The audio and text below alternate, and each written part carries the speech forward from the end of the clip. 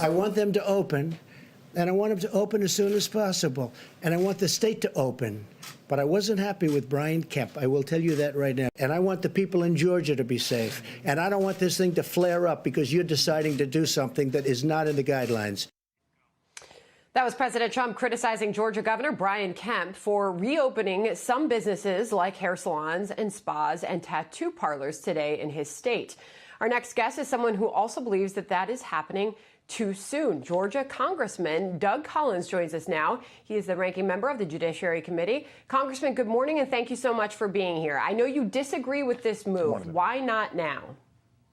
Well, it's not that we disagree. I think, Sandra, this is the perspective. And I think the president said it very well. We all want to see the state, not just Georgia, but the country open back up. There's ways to do that. The concern that was had here, and I think the concern that was expressed is how we're going about this, and it's following the guidelines and certain businesses and the randomness of those businesses being opened up, while at the same time we still have an executive order here that is a stay-at-home order for Georgia, which means that everybody's supposed to be staying at home, but yet we're opening up these businesses. The other concern I had was just simply from that I was hearing from my local health communities, my local communities, is they were basically, it was a blanket order from the state and not taking in some local input and especially health input. I still have an area up in my part of Georgia where my district is and where I live that is still seeing increases in patients. I think we can open back up the state. There's ways to do it. It just needs to be a measured approach. And I think this was what was lacking in this is the understanding, as you heard even in some of the reports earlier, on where do we go about this. It's not about letting business open back up. It's about the citizens actually feeling comfortable about going to the businesses as well. So, Congressman, the governor said in this statement on reopening and responding to some of the criticisms for him making this decision, he says, now with favorable data and approval from state officials, we're taking another measured step forward by opening shuttered businesses for limited operations. I know these hardworking Georgians will prioritize the safety of their employees and customers.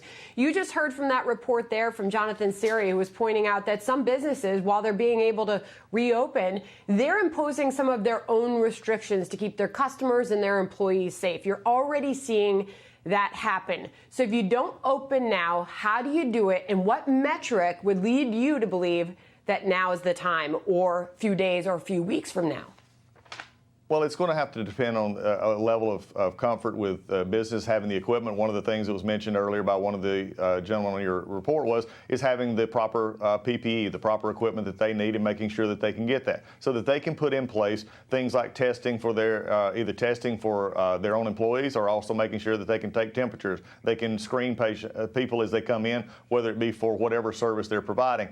This is going to be an opening that needs to happen, but it's also an opening that we need to make sure people are comfortable with. That's why the president put out the guidelines that he did. We need to follow those guidelines, and if we get ahead of those guidelines, I think that's the national standard. Every state has the ability to do what they want to do, and the governor has that right to do it, and I respect that. I, just like him and the president, want to see it open back up, but it's a balancing of listening to all interest and not just simply saying, here's the interest that we're going to open back up, and we will do that. But also, you made a very good point.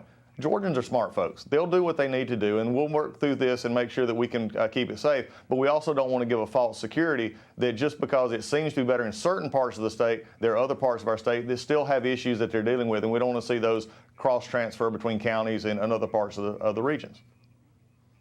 Congressman, recognizing that you're running for Senate against Kelly Loeffler, the senator there in your state, she has voiced support for the governor's decision here, and her spokesperson put out a statement saying Senator Loeffler, like Governor Kemp, is working to make sure we reopen our economy and get back to work in a safe and healthy way. I'd be curious your response to that, and knowing that we have seen some protests emerge throughout the country in areas where some of the residents do not believe that they're opening fast enough, Congressman. How far would you advise the White House and President Trump to go to advise Governor Kemp to reverse course on his decision?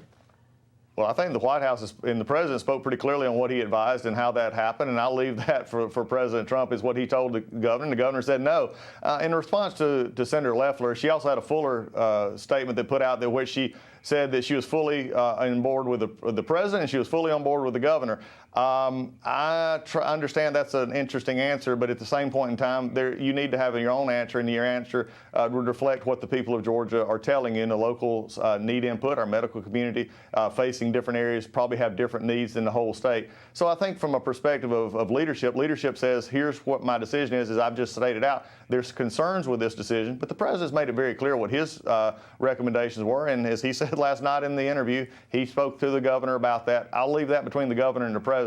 But as far as Senator Loeffler's statement, if that's what she feels, then she states it. The problem is she's also stated she both believed in both of them, not just one.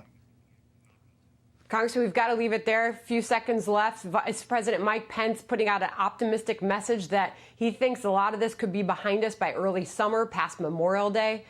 Do you see that happening? If we do what we're supposed to do and follow the guidelines that the president and this task force has put out, I think we can get there, and we'll be starting a look to see how this country can begin to come past this. We will get through this. That's an optimistic part of view that does not simply say, I want it to happen. It's because we see the numbers going in that direction. I think Vice President reflects what we see in the longer trend in most of our areas, that by that time we should see this, because social distancing and the stuff have worked. Yeah. And we need a hopeful message. We're all in this together. Congressman Doug Collins, really appreciate you coming on this morning. Thanks so much, and the best to your state. Sandra, thank you. It's always good to be with you. Take care.